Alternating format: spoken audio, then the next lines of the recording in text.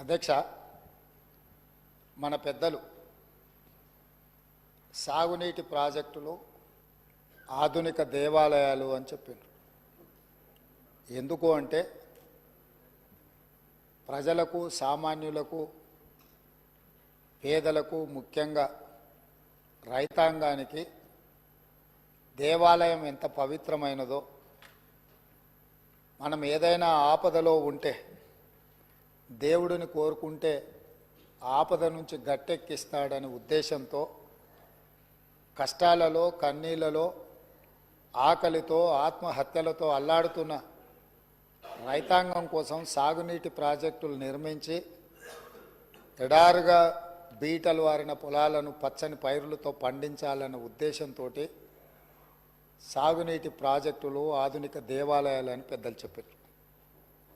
అదేవిధంగా తెలంగాణ ప్రజలు, ఈ ప్రాంత వలసలు, ఈ ప్రాంతంలో ఉన్న పరిస్థితులను, పాలకుల యొక్క నిర్లక్ష్యాన్ని దృష్టిలో పెట్టుకొని నీళ్ల కోసం నిప్పులు చెరిగే విధంగా తెలంగాణ సమాజం అంతా కొట్లాడింది. స్పీకర్ సార్, వారు గతంలో లెజిస్లేటివ్ అఫేర్స్ మినిస్టర్గా పనిచేసినారు. ఏదైనా ప్రత్యేక అంశం ఉన్నప్పుడు స్పీకర్ గారు ఎజెండాలో లేకపోయినా స్పీకర్ గారికి సర్వ అధికారాలు ఉంటాయి. ప్రత్యేకమైన సందర్భంలో ప్రత్యేకమైన అంశాల మీద స్పీకర్ గారు అనుమతిస్తే ఏ సభ్యుడైనా మాట్లాడవచ్చు. ఒకవేళ ఆ సభ్యులు మాట్లాడదలుచుకుంటే, ఒకవేళ తమరు అనుమతిస్తే మిగతా సభ్యులకు ఎవరికి కూడా అభ్యంతరం లేదు. కాబట్టి దయచేసి సభా సాంప్రదాయాలను గౌరవిస్తూ ఈరోజు తెలంగాణకు ప్రధానంగా రెండు సాగునీటి, తాగునీటికి వనరులు. ఒకటి కృష్ణానది, కృష్ణా జలాలు, రెండు గోదావరి జలాలు. కృష్ణా జలాల మీద దాదాపుగా నిన్న తమరి అనుమతితోని కొంతమేరకు మనం చర్చించగలిగినాము. వాస్తవాలను ఈ రాష్ట్ర ప్రజలకు మనము చెప్పగలిగినాం. ఇక రెండవది గోదావరి జలాలు. గోదావరి జలాల మీద మీకు తెలుసు, ఆనాడు తమరు మంత్రిగా ఉన్నప్పుడే డాక్టర్ వైఎస్ రాజశేఖర రెడ్డి గారు, ఆనాడు పెద్దలు దేవేందర్ గౌడ్ గారు ఆదిలాబాదు నుంచి చేవెళ్ళ వరకు పాదయాత్ర చేసి తెలంగాణ ప్రాంతాన్ని సస్యశ్యామలం చెయ్యాలి అని అంటే ప్రాణహిత చేవెళ్ళ నిర్మించాలి అని చెప్పి వారు పాదయాత్ర చేపట్టడం జరిగింది. ఆనాటి ప్రభుత్వం ఈ ప్రాంత ప్రజల యొక్క ఆలోచనను దృష్టిలో పెట్టుకొని ప్రాణహిత చేవెళ్ళ ప్రాజెక్టును ఆ రోజు ప్రారంభించడం జరిగింది. ఆ రోజు దాదాపుగా మొదట 12 లక్షల ఎకరాలు అనుకొని తర్వాత 14 లక్షల పైచిలకు ఎకరాలతోని 38,500 కోట్ల రూపాయలతో 2008లో టెండర్ పిలవడం జరిగింది. పనులు ప్రారంభమైనాయి. అదేవిధంగా ప్రాణహిత చేవెళ్లకు డాక్టర్ బాబాసాహెబ్ అంబేద్కర్ గారి పేరు పెద్దలు వెంకటస్వామి గారి సూచనతో ఆ రోజు వారు విజ్ఞప్తి చేస్తే ఆనాడు ప్రాణహిత చేవెళ్ల పేరు డాక్టర్ బాబాసాహెబ్ అంబేద్కర్ గారి పేరు జోడించి పెద్దలు వెంకటస్వామి గారి సూచన మేరకు ఆ ప్రాజెక్టును పనులు ప్రారంభించారు. తెలంగాణ రాష్ట్రం వచ్చే వరకు ప్రాణహిత చేవెళ్ల పనులు ప్రారంభించి చేవెళ్లలో మీకు తెలుసు 1000 కోట్ల రూపాయల పనులు జరిగినాయి. ప్రభుత్వం వచ్చిన తెలంగాణ రాష్ట్రం వచ్చి ప్రభుత్వం మారినాక కొంతకాలానికి అధికారంలో ఉన్న వాళ్లకు రీడిజైనింగ్ అనే ఒక బ్రహ్మ పదార్థాన్ని కనిపెట్టారు. ఆ బ్రహ్మ పదార్థంతోనే తుమ్మిడిహెట్టి దగ్గర నిర్మించాల్సిన ప్రాజెక్టును వివిధ మార్పులకు, చేర్పులకు దారితీసి చివరికి మేడిగడ్డ, అన్నారము, సుందిల్ల ఇక్కడ బ్యారేజీలు కట్టి మేడిగడ్డ నుంచి లిఫ్ట్ చేసి అన్నారంలో పోస్తాం, అన్నారంలో నుంచి లిఫ్ట్ చేసి సుందిల్లలో పోస్తాం, సుందిల్లలో నుంచి నీళ్లు లిఫ్ట్ చేసి మిడ్మానేర్లో పోస్తాం, అక్కడి నుంచి మిగతా ప్రాంతాలకు నీటిని తరలిస్తామని చెప్పి ప్రాజెక్టు రీడిజైనింగ్ అని ఒక బ్రహ్మ పదార్థాన్ని కనిపెట్టి 38,500 కోట్ల రూపాయల అంచనాతో ప్రారంభమైన ఈ పనులను 1,47,000 కోట్ల రూపాయలకు పెంచింది అధ్యక్ష. అది కూడా పూర్తి డీటెయిల్ ప్రాజెక్ట్ రిపోర్ట్ ఉందంటే అది కూడా లేదు. ఇప్పటికీ 1,47,000 కోట్ల రూపాయలకు చేరింది. అది ఇంకా భవిష్యత్తులో పూర్తి చేయాలంటే 2.5 లక్షల కోట్లు అయిద్దా ఎంత అయితా ఇంతవరకు అంచనాలు వేయడానికి కూడా సాహసం చేసే పరిస్థితి లేదు. సరే, అంచనాలు ఎట్లా పెంచిండ్రు, ప్రాజెక్టు రీడిజైనింగ్ ఎట్లా చేసిండ్రు, సాంకేతిక పరమైన అంశాలేంది, సాంకేతిక నిపుణులు ఇచ్చిన ప్రాజెక్టు డిజైన్ ఏంది, దాని తర్వాత జరిగిన నిర్మాణం ఏంది, నిర్మాణం తర్వాత జరిగిన నిర్వహణ ఏంది, ఇవన్నీ ఒక్కెత్తైతే ఈరోజు మేడిగడ్డ బ్యారేజ్ అనేది కుంగిపోయింది అధ్యక్ష. కుంగిపోయినప్పుడు గతంలో ఉన్న ప్రభుత్వం ఏం చెప్పింది, బ్యారేజ్ కింద ఇసుక కదిలింది, ఇసుక కదిలితే ప్రాజెక్టు కుంగింది అని చెప్పిండ్రు అధ్యక్ష. నేను తమరి ద్వారా అడుగుతున్న అధ్యక్ష, ఇసుకలో పీకమేడలు కట్టిండ్రు అధ్యక్ష. ఇసుక కదిలేటట్ల ప్రాజెక్టు బ్యారేజు కట్టి 1000 కోట్ల రూపాయలు ఖర్చు పెట్టి ఈరోజు అది కుంగిపోయితే చుట్టూత పోలీసు పహారాలు, వాఘా బార్డర్లో కూడా అంత పోలీసు పహారాలు లేవు. అంటే భారత్ పాకిస్తాన్ సరిహద్దులో వాఘా బార్డర్ ఉంటుంది. అంటే పాకిస్తాన్లోకి వెళ్ళాలి అని అంటే అక్కడ మొత్తం శత్రు దుర్భేద్య విధంగా పహారాలు కాస్తుంటారు పోలీసులు, అక్కడ ఉండే ఆర్మీ. అంతకంటే ఈ మేడిగడ్డ ప్రాంతంలో పిట్ట కూడా ఎగరడానికి వీలు లేకుండా ఆనాటి ప్రభుత్వం ఆ కుంగిన బ్యారేజ్ను ఎవరిని చూడకుండా దాన్ని దాచిపెట్టినరు. దాంతో కేంద్ర ప్రభుత్వం దీనికి సంబంధించి ఫిర్యాదులు అందిన నేపథ్యంలో నేషనల్ డ్యామ్ సేఫ్ అథారిటీ అధికారులను పంపించి ప్రాథమికంగా ఆ ప్రాజెక్ట్ ఏం జరిగిందో చూసి ఒక నివేదిక ఇచ్చిండ్రు. ఆ కేంద్ర ప్రభుత్వం నుంచి ఇచ్చిన సాంకేతిక నిపుణులు ఇచ్చిన నివేదికను కూడా గత ప్రభుత్వం తప్పుపట్టింది. ఆ తర్వాత కాంగ్రెస్ అధికారంలోకి వచ్చిన తర్వాత అక్కడ జరుగుతున్న పరిణామాల నేపథ్యంలో కొంతమంది అధికారులు ఆఫీసుల నుంచి ఫైల్స్ మాయం చేసిందని టీవీలలో పేపర్లలో పెద్ద ఎత్తున వచ్చింది.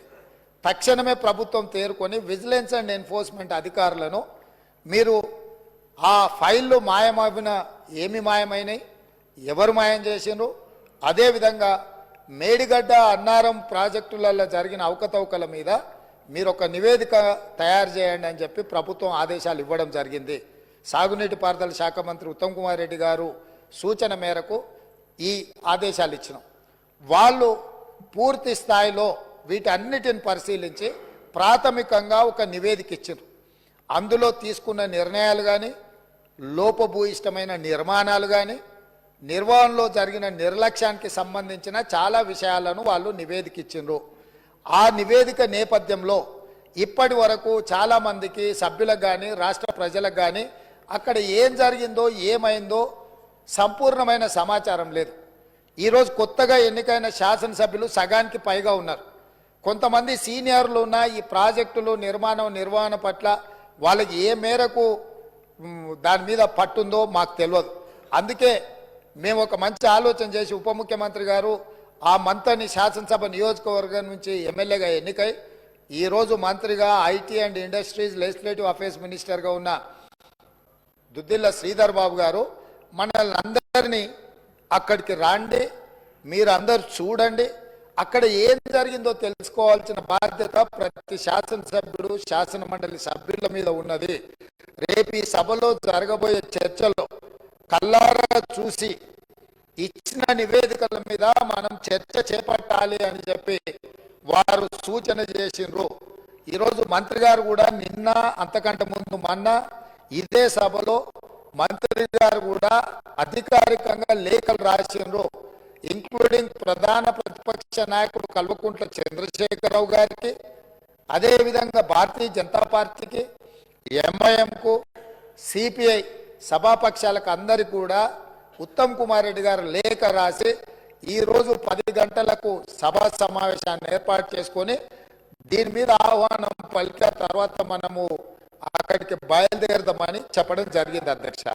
ఈ నేపథ్యంలో ఈరోజు మనమందరం మంతనికి వెళ్ళి మేడిగడ్డ బ్యారేజ్ను చూసి వాటి వివరాలన్నిటినీ తెలుసుకొని కల్లారా చూసి విజిలెన్స్ ఇచ్చే నివేదికను అక్కడ వాళ్ళు శాసనసభ్యులకు శాసన మండలి సభ్యులకు వివరించిన తర్వాత మంత్రులతో సహా అది చూసి వచ్చి రేపో ఎల్లుండో తమరి అనుమతితో సాగునీటి పారుదల శాఖ మంత్రి గారు శ్వేతపత్రాన్ని సభలో పెట్టబోతున్నారు, చర్చకు తీసుకురాబోతున్నారు. ఆ రోజు వీళ్ళందరూ చర్చించడానికి సభ్యులందరూ కూడా ఈ వాస్తవాలను చూసి ఈ వాస్తవాల నేపథ్యంలో చర్చ జరగడానికి అవగాహనతో కూడుకున్న చర్చ తెలంగాణ సమాజానికి తెలంగాణ రైతాంగానికి మేలు జరగాలి మేలు చెయ్యాలి అనే ఒక సదుద్దేశంతో ఈరోజు ఈ కార్యక్రమాన్ని తీసుకున్నాము. నేను ప్రధాన ప్రతిపక్ష పార్టీ అయిన బీఆర్ఎస్కు మాజీ ముఖ్యమంత్రి శ్రీ కల్వకుంట్ల చంద్రశేఖరరావు గారికి నా విజ్ఞప్తి, మీరు మీ శాసనసభ్యులు, ఎందుకంటే ఈ అద్భుతం, ఈ మ్యాన్ మేడ్ వండర్ ప్రపంచంలోనే అద్భుతమని ఇక్కడ కాదు, న్యూయార్క్ స్క్వేర్, న్యూయార్క్ టైమ్స్, న్యూయార్క్లో అక్కడ పెద్ద పెద్ద డిస్కవరీ ఛానల్స్తో పాటు న్యూయార్క్లో కూడా అక్కడ ప్రపంచంలో అద్భుతాలను ప్రదర్శించే దగ్గర కూడా దీన్ని ప్రదర్శించారు. సంతోషం. తమరు ముఖ్యమంత్రిగా ఉన్నప్పుడు తమరి ఆలోచనతో తమరి అనుభవంతో తమ ఆదేశాలతో ఈ అద్భుతాన్ని ఆవిష్కరించారు కదా. ఈరోజు ఈ అద్భుతాన్ని తెలంగాణ ప్రజలు ఎన్నుకున్న శాసనసభ్యులు శాసన మండలి సభ్యులు చూపించేటప్పుడు వారే ముందుండి వారే ఏ విధంగా ఈ అద్భుతాన్ని సృష్టించారో, దానికోసం వారు ఎంత శ్రమ పడ్డారో, ఎన్ని రాత్రులు నిద్ర లేకుండా వారు గడిపినరో, వారి అనుభవాలను అన్నిటిని కూడా అక్కడ అందరికీ వివరించి చెప్తే తెలంగాణ సమాజానికి అంతా కూడా ఈ అద్భుతం అదేంది మన అక్కడ ఉన్నది కదా, మన ఏందన్నా ప్రేమకు ప్రతీక ఉంటుంది చూడు, తాజ్ మహల్ అంత అద్భుతాన్ని అక్కడ ఆవిష్కరించారు కాబట్టి కళ్ళారా చూసి మేము చూస్తే మా చెవులకు అందరికీ విందుగా వారు చెప్పడానికి అవకాశం ఉంది. కాబట్టి ఈరోజు నేను తమరి ద్వారా మళ్ళొకసారి కల్వకుంట్ల చంద్రశేఖరరావు గారికి, గత సాగునీటి పారుదల శాఖ మంత్రి, తర్వాత ఆర్థిక శాఖ మంత్రి మిత్రుడు హరీష్ రావు గారికి, పెద్దలు కడియం శ్రీహరి గారు కూడా గతంలో సాగునీటి పారుదల శాఖ మంత్రిగా చేసిన అనుభవజ్ఞులు, తెలంగాణ సమాజంలో వారి పట్ల గౌరవం ఉన్నది. వారు నిష్పక్షపాతంగా అక్కడికి వచ్చి విశ్లేషించి తెలంగాణ సమాజానికి అక్కడ ఉన్న పరిస్థితులు, మేమేమంటున్నామంటే కాళేశ్వరం మీకు ఏటీఎంగా మారింది, మీ ఇంట్లో కనక వర్షం కురిసిందని మేము ఇక్కడ అనదలుచుకోలేదు.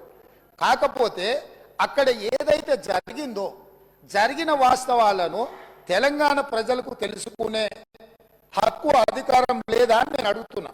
ఈరోజు మన అందరము గత 4-5 రోజుల నుంచి చెప్తానే ఉన్నాం, అందరం కలిసి వెళ్దామయ్యా ఒక మంచి వాతావరణంలో కలిసి మన అందరం మెలిసి అక్కడికి వెళ్ళి చూసి తప్పు జరిగిందా జరగలేదా,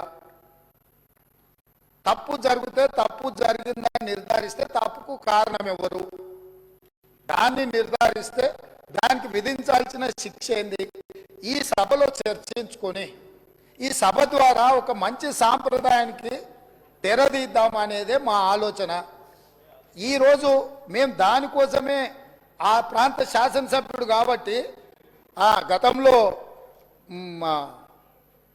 గవర్నర్ గారు ఉండే, వారి పేరు ఎందుకు కానీ వారు ఏమన్నారు, కాళేశ్వరరావు అని అన్నాడు హరీశ్వరరావు బదులు. కాళేశ్వరరావు గారిని కూడా ఈరోజు మేము అక్కడికి కాళేశ్వరం పోదామని అడుగుతున్నాము. మేము ఆహ్వానించడంలో ఉన్న తప్పేముంది అధ్యక్ష?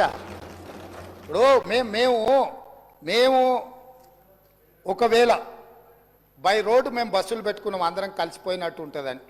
ఒకవేళ ఏదైనా మీకు బస్సులో ఇంత దూరం ప్రయాణం చేయడానికి ఏదైనా ఉంటే ప్రభుత్వానికి అధికారికంగా హెలికాప్టర్ ఉన్నది. పెద్దలు చంద్రశేఖరరావు గారి కోసం ప్రత్యేకంగా హెలికాప్టర్ను కూడా రాష్ట్ర ప్రభుత్వము సిద్ధంగా ఉంచింది బేగంపేట ఎయిర్పోర్టులో. కాబట్టి దయచేసి దీన్ని వివాదాలకు తావియకుండా మనందరం ఒక్క మాట మీద ఉండి కూలిపోయిన మేడిగడ్డ గురించి, పేలిపోయిన వాళ్ళు కూలిపోయింది సార్, వారు ప్రశాంత్ రెడ్డి గారు ఆర్ఎండ్బి మినిస్టరు, వారు ఇట్లా మాట్లాడుడేంది, వీళ్ళే బాంబులు పెట్టి పేల్చిందని పోలీస్ స్టేషన్లో కంప్లైంట్ పెట్టిండ్రు. బాంబులు పెట్టి పేలిస్తే సింపుల్ లాజిక్ అధ్యక్ష, ఏదైనా బాంబులు పెట్టి పేలిస్తే శకలాలు గాల్లోకి ఎగురుతాయి అధ్యక్ష, భూమిలోకి పోవు. ఇది వాళ్ళు రాసే అబ్బాయికైనా అర్థమైంది, బాంబులు పెట్టి పేలిస్తే గాల్లోకి ఎగురుతుంది అధ్యక్ష, భూమిలో కుంగదు. పోలీస్ స్టేషన్లో అట్లా కంప్లైంట్ పెట్టిండ్రు కాబట్టి ఇది బాంబులు పెట్టి పేల్చిండ్రా లేకపోతే కింద ఇసుక కలిగి పిట్టగూడు కడితే పీకమేడలు కడితే కుంగిందా? ఇవన్నీ కూడా సమాజం తెలుసుకోవాల్సిన అవసరం ఉంది. సభ్యులుగా చర్చించే ముందు మనందరం కూడా అక్కడికి వెళ్దాము. కాబట్టి దయచేసి సభాపక్ష నాయకుడిగా ప్రధాన ప్రతిపక్ష నాయకుడు శ్రీ చంద్రశేఖరరావు గారిని, అదేవిధంగా మాజీ సాగునీటి పారుదల ఆర్థిక శాఖ, ఎందుకంటే అన్ని నిధులు విడుదల చేసింది వారే కాబట్టి హరీష్ రావు గారిని, మా పెద్దలు కడెం శ్రీహరి గారికి ఈ తెలంగాణ సమాజం పట్ల, ఈ సమస్యల పట్ల, సాగునీటి ప్రాజెక్టుల పట్ల వారికి ఒక అవగాహన ఉన్నది. వారిలాంటి వాళ్ళు చూసి విశ్లేషించి చెప్తే మేము కూడా కొంత నేర్చుకుంటాం. ఎందుకంటే అన్నీ మాకు తెలుసని మేము అనుకోం. మేమేం అపర మేధావులం కాదు. ఏదైనా మాకు తెలియంది ఉంటే అడిగి తెలుసుకుంటాం. శ్రీహరి గారు లాంటి వాళ్ళు అనుభవజ్ఞులు, తుమ్మల నాగేశ్వరరావు గారు లాంటి అనుభవజ్ఞులు, గతంలో ఈ శాఖలలో మంత్రులుగా బాధ్యతలు నిర్వహించిన వాళ్ళు ఉన్నారు. కొత్త తరం నేర్చుకోవాల్సిన అవసరం ఉన్నది.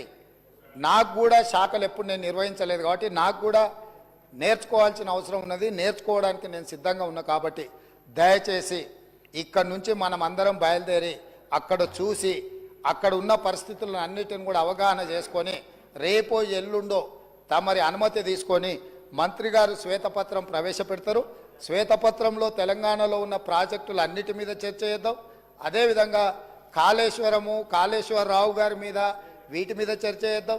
ఇది ఎవరెవరికి ఏటీఎంగా మారింది, దీని సంగతి ఏంది, దీని కథ ఏంది, దీని కమామిస్ ఏంది, ఈ సభలో చర్చించుకుందామని తెలియజేస్తూ తమరు అవకాశం ఇచ్చినందుకు ధన్యవాదాలు తెలియజేస్తూ అందరినీ రావాల్సిందిగా, ప్రత్యేకంగా అందరినీ రావాల్సిందిగా, మళ్ళీ మీరు రేపో ఎల్లుండి అనుమతి ఇచ్చినప్పుడు దీని మీద చర్చ చేయడానికి మీరు అవకాశం ఇవ్వాల్సిందిగా కోరుకుంటున్నాను అధ్యక్ష. The House is urged to meet again at 10 a.m. tomorrow Wednesday, the 14th February 2024.